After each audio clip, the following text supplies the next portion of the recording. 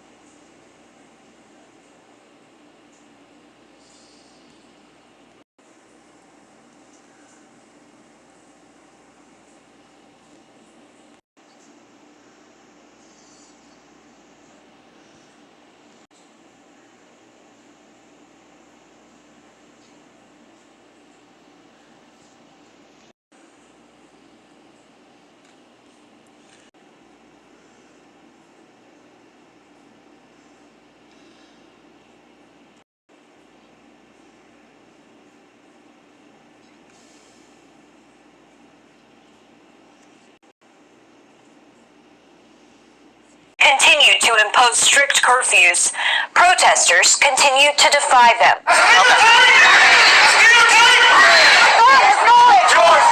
Tuesday's protests were more peaceful than in previous days.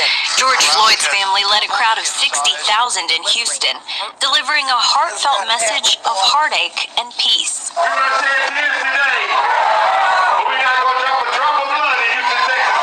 The Houston police chief marched among them in solidarity, hugging demonstrators. It's visceral, the pain and the anger. Still, in many cities, the peaceful demonstrations by day are replaced by violence overnight. Near Boston, groups threw fireworks and water bottles at officers. And in New York, thousands of protesters defied an 8 p.m. curfew, resulting in hundreds of arrests.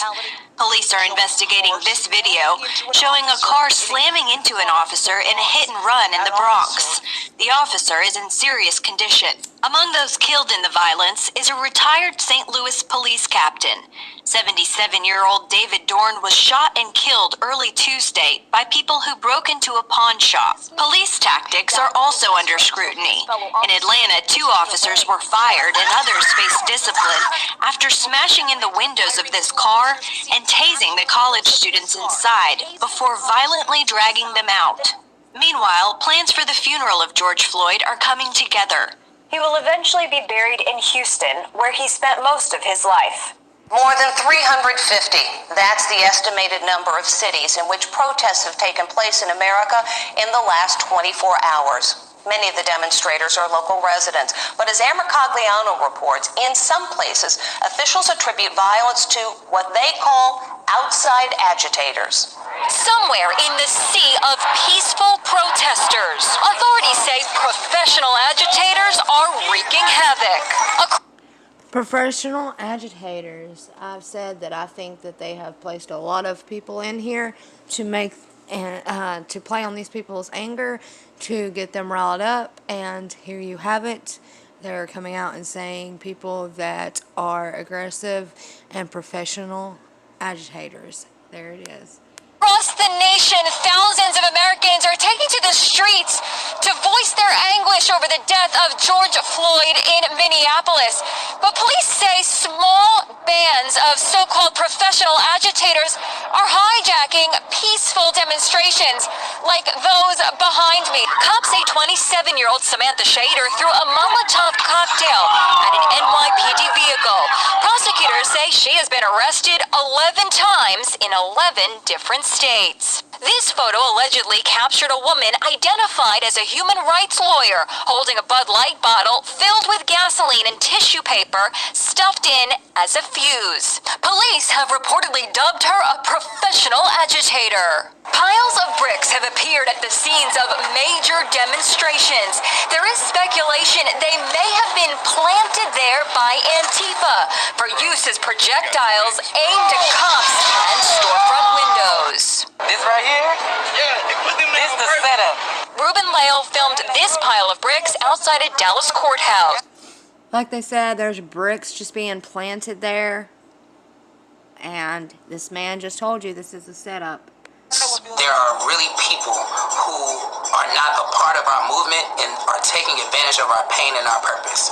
It's disrespectful and it will not be allowed. Kansas City police tweeted this morning, "We have learned of and discovered stashes of bricks and rocks to be used during a riot. If you see anything like this, let us know so we can remove them." On occasion, we've actually seen pallets of projectiles, bricks, actually moved around and pre-positioned or following where the crowd is going so that the individuals in the groups inflict damage upon property. Continuing to alarm citizens around the country, the mysterious appearance, get this, pile of bricks literally being stationed near the sites where these protests and riots ultimately become. They're staging it. Joining us now to report on that disturbing story, he's in our West Coast Bureau tonight, our chief breaking news correspondent, Trace Gallagher. So they're literally staging weapons that they're going to use that evening to throw the bricks at the cops, Trace? Is that how we interpret that? Because that's what it looks like. Yeah, that's the belief, Sean. I mean, you have these piles of bricks and rocks showing up, as you said, near the various protest sites in cities like New York, Kansas City, Dallas, Fayetteville, North Carolina, and none of the sites are near construction areas, leading many to assume the bricks were planted by outside agitators specifically to stir up trouble. In fact, the New York Police Department says it has evidence that anarchist groups were pushing the protests toward violence and vandalism. Federal law enforcement officials say the violence points to far-left groups like Antifa. Others say far-right groups might also be involved. And many of the looters don't need to be supplied with bricks and rocks because they show up with their own tools in hand, well prepared to destroy property. Police in Minneapolis also found caches of stolen vehicles and incendiary devices in areas where numerous fires have broken out. And in Baltimore, there's evidence of double danger. Police have been sweeping the downtown area after, get this, finding both bricks and bottles with potential accelerants already inside them. But instead of being left out in the open piles, these potential weapons are kind of being hidden in small areas, though it's unclear if they are associated with the protests or groups on either side.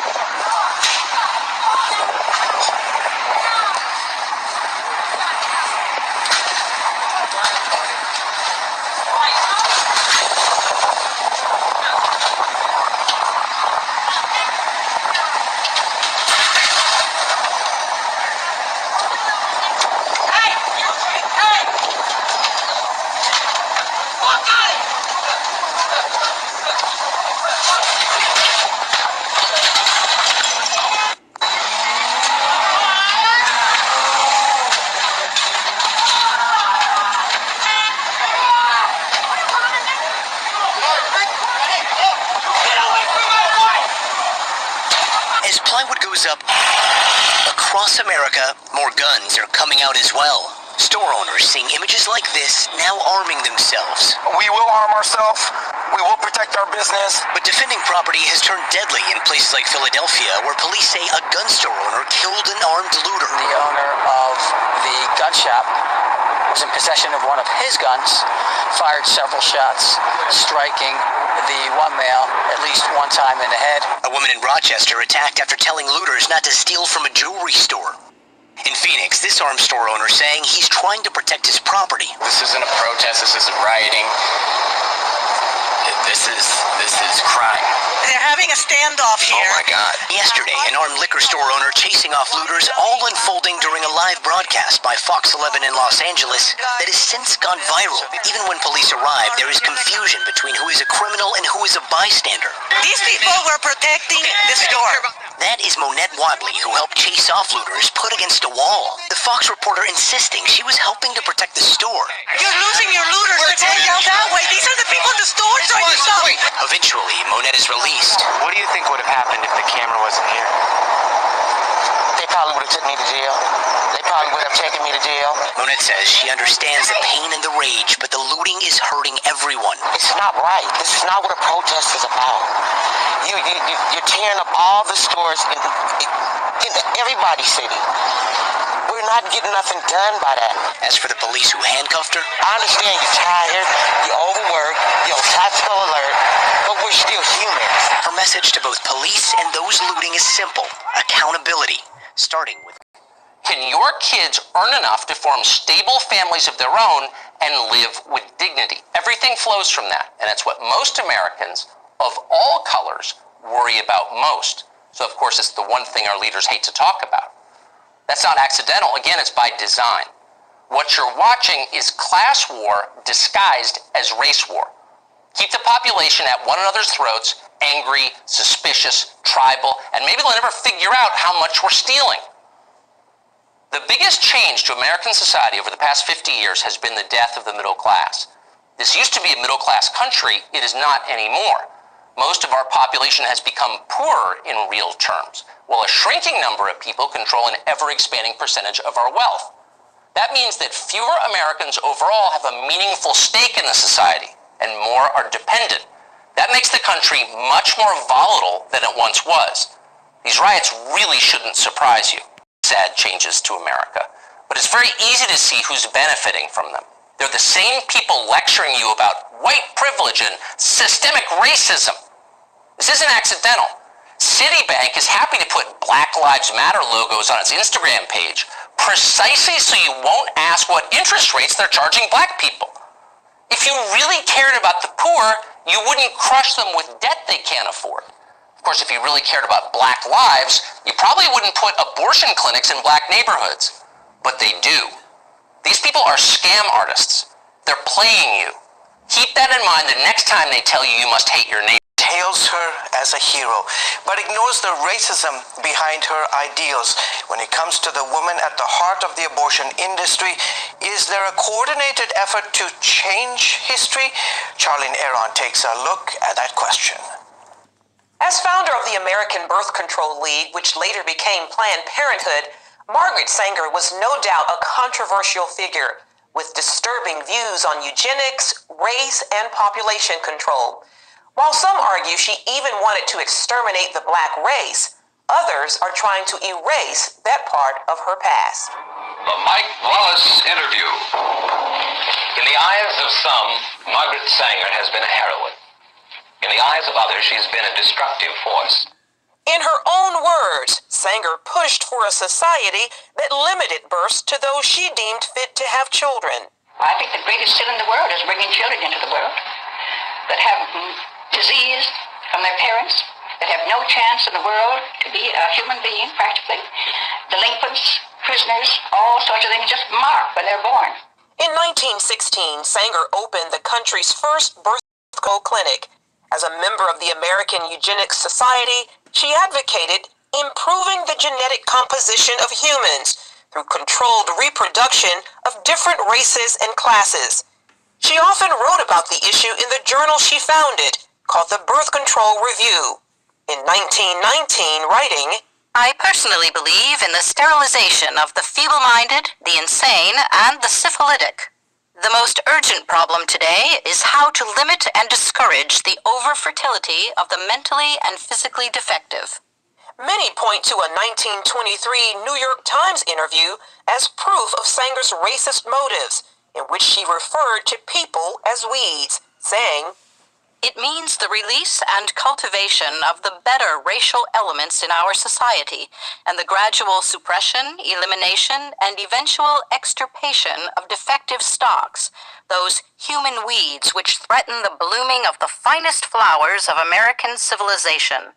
Hayden Ludwig, an investigative researcher, has extensively studied Sanger's life and writings. She talked about the need for race betterment through controlling these weeds, basically undesirable people. In 1939, after opening another clinic in Harlem, the birth control activist launched the Negro Project, an initiative supported by black leaders, such as civil rights activist W.E.B. Du Bois. Critics claim the program used the pretense of better health and family planning for poor blacks in the South as an attempt to limit the black race.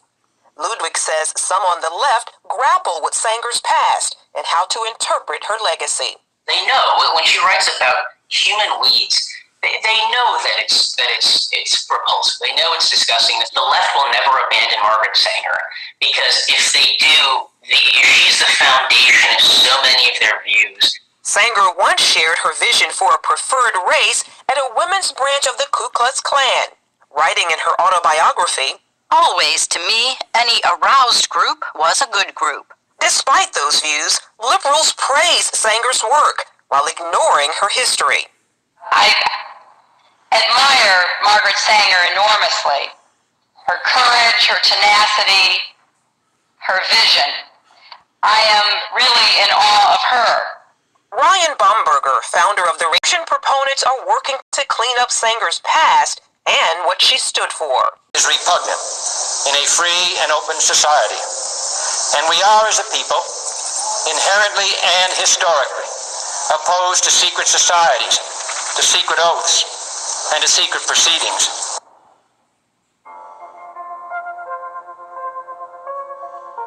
We're going into transition, and I call it transition to greatness. It's going to be transition to greatness. Well, we have a lot of priorities. The priority we have is a priority for the country and bringing it back. I use the expression transition to greatness. We're going to open up. I call it transition to greatness. That's what it is. It's a transition.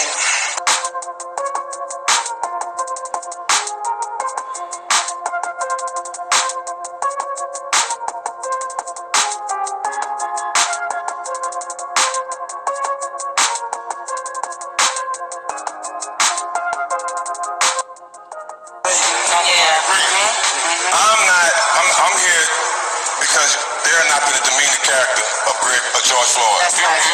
My twin.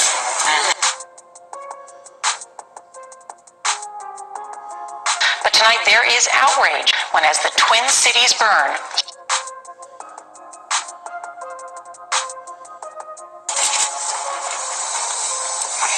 because the love I need has always been here.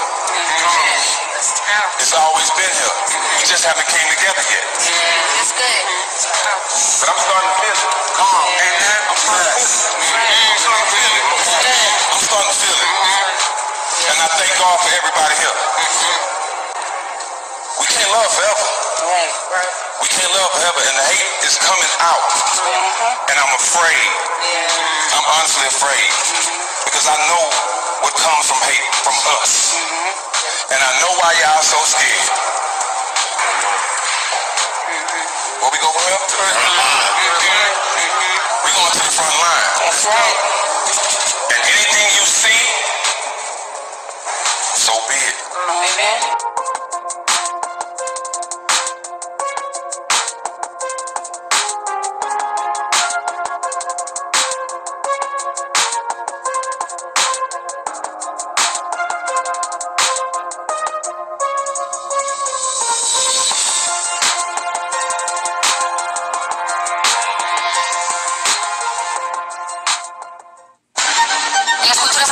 Se creía que lo que ocurría en el cielo era un reflejo de lo que ocurría en la tierra.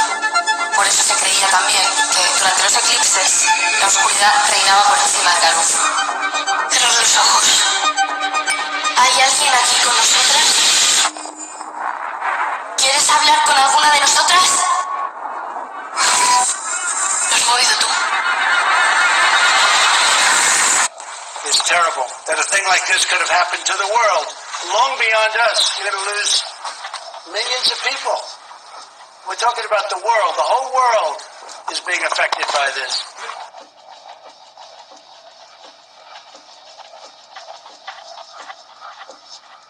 Let's start with COVID-19. We are told the military are gearing up in a big way, providing masks and other material. The president has made clear that what we are seeing on America's streets is unacceptable. Violence, looting, anarchy, lawlessness are not to be tolerated. These are not acts of peaceful protest. These are acts of domestic terror. The destruction of innocent life and the spilling of innocent blood is an offense to humanity and a crime against God. America needs creation, not destruction. Cooperation, not contempt. Security, not anarchy.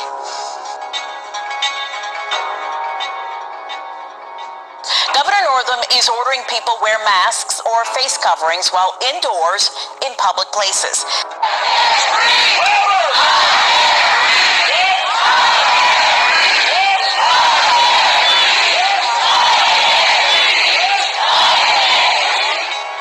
Masks can be cloth ones like this one, or ones you made from rubber bands and cloth at home, but anyone 10 years or older must wear a mask starting Friday inside businesses. And you know, too, you see people wearing sweatshirts, wearing the mask, which gives them that much more anonymity at a time when we're dealing with a pandemic.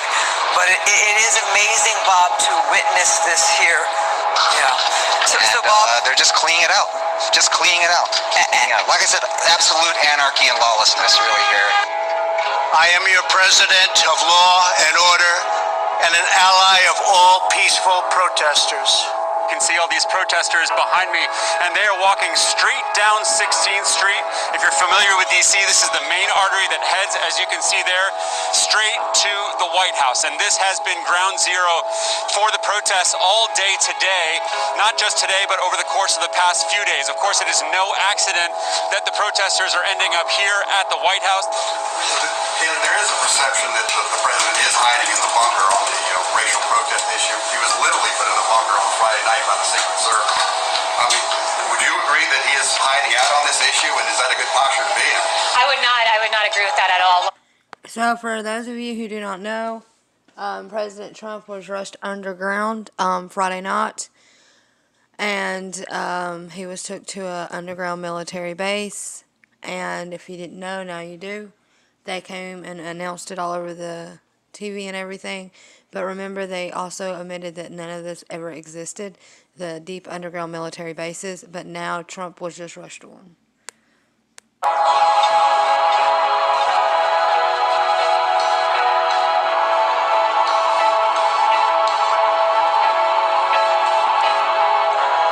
I had to show y'all this because this is a really great compilation of the stuff that they're saying right now.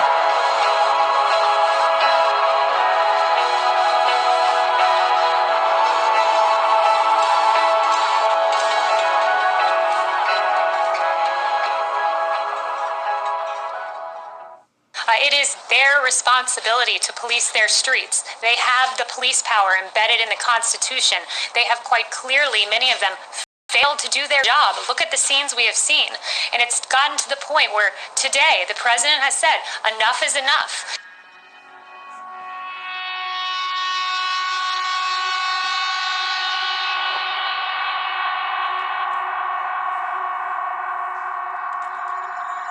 Why would I betray you? We all have our secrets.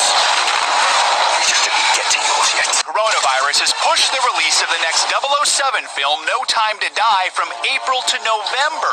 The first major movie shifting its rollout because of the outbreak. The release date for No Time to Die, which is the new Bond film, has been pushed back from April to November. When her secret finds its way out, it'll be the death of him. History isn't kind to men who play God.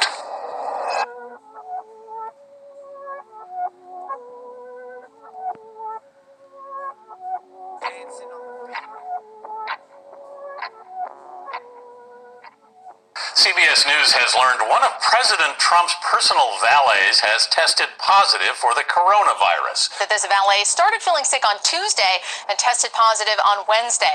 President Trump told reporters yesterday that both he and the vice president have subsequently been tested, and they are both negative, but they will both now be tested daily, and that is a change in the protocol here at the White House. This as the coronavirus hits closer to home. CBS News has learned a personal assistant to Ivanka Trump has tested positive. The Secret Service has also acknowledged COVID cases in its ranks, and a member of the president's military valet was recently diagnosed. Several White House staffers and members of the Secret Service who work in close proximity to the president on a daily basis have now tested positive for COVID-19. We know that. Fox News also confirms one of them, as David just mentioned for us, is the vice president's press secretary, Katie Miller. A lot of good things have come out about the hydroxy. A lot of good things have come out. And you'd be surprised at how many people are taking it, especially the frontline workers, before you catch it. The frontline workers, many are taking it. I happen to be taking it. Hydroxychloroquine? I'm taking it, hydroxychloroquine. Right now, yeah. A couple of weeks ago, I started taking it. Because I think it's good. I've heard a lot of good stories. And if it's not good, I'll tell you right. I'm not going to get hurt by it. Johnson needed a miracle. So he pulled out his last best hope. He sent a private investigator to dig up Kennedy's health records, raising the question of whether Kennedy is physically capable of serving as president.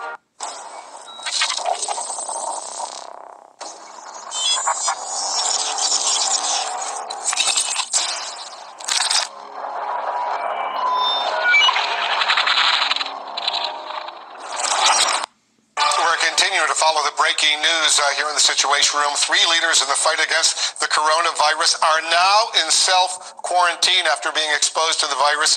This idea that there are different rules for the leader of the country than for everyone else, that has not been the American way. President Trump compared himself to Abraham Lincoln. They always said Lincoln, nobody got treated worse than Lincoln. Lincoln is assassinated. So how can any president, in a macro sense, be treated worse than that? Look, I am greeted with a hostile press, the likes of which no president has ever seen. The closest would be that gentleman right up there. They always said Lincoln, nobody got treated worse than Lincoln. I believe I am treated worse. So here's another smart guy. So Devin, I thought about Devin more over the last couple of days than anybody else, because this guy would come in and he'd tell people what was going on, and nobody believed it because it was not believable. It wasn't true. That they would be doing a takeover of a presidency illegally, and all of the illegality that was going on. And he was the first one, our superstar Jim, and all of us will admit this guy was just, he wouldn't stop. Devin Nunes, he wouldn't stop. He saw it before anybody, and you deserve a medal. Ford's ventilator assembly plant, where you have to wear a mask, but just moments ago we saw the commander-in-chief defy that order. Decided not to wear. Well, I did wear. I had one on before. I wore one in this back area, but I didn't want to give the press the pleasure of seeing it. 16 years ago, The Simpsons eerily predicted Donald Trump would be president. As you know, we've inherited quite a budget crunch from President Trump. The episode, which aired in 2000, shows a grown-up Lisa Simpson taking over at the White House in the aftermath of a Trump presidency. We're broke. The country is broke? How can that be? Let's hope a Trump administration does better. Transition to greatness. There's not a switch to reopening the economy, and especially in businesses where capacity is reduced and staff has been diminished. But how and why should we maintain a favorable, positive outlook on the future? It's funny because, the president, historically, he's always, I guess in his personal and professional life, you see these big ups and then these big downs, the rise and then the fall, the rise and the fall. He had the greatest economy ever, and now it's the worst economy ever. But is Donald Trump going to come back? Yeah, because he always does, and America always comes back. Space is open to us now, and our eagerness to share its meaning is not governed by the efforts of others. We go into space because whatever mankind must undertake, three men must fully share.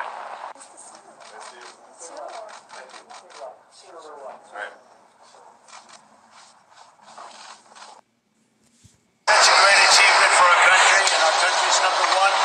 Again, NASA's done a fantastic job. Don't forget, we turned it off artificially. You know, it was just stopped.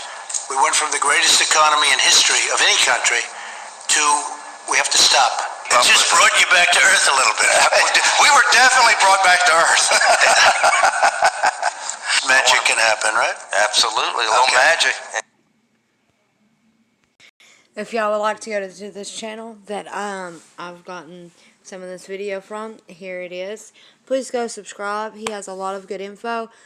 If y'all stick through and watch this whole thing, I pray that, you know, some discernment, that you may ask for discernment from God and you may see some of these things and maybe it opens up your eyes a little further. So God bless you all. Stop looking down, start looking up, and pray for everyone, brothers and sisters in Christ, those who are not awake, and even for the enemies that you may have. So God bless you and have a great night, guys. I am going to try to go live tonight. So I have a lot of things I want to talk about and just come out and tell y'all. So God bless you, and I will see you tonight.